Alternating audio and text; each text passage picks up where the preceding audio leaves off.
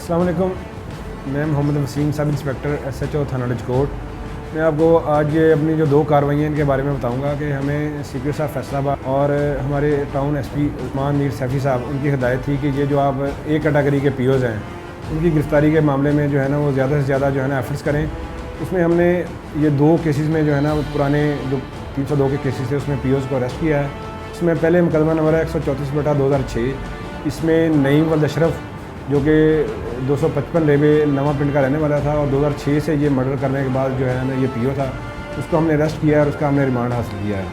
उसके बाद दूसरा जो मुकदमा है ये है 458/13।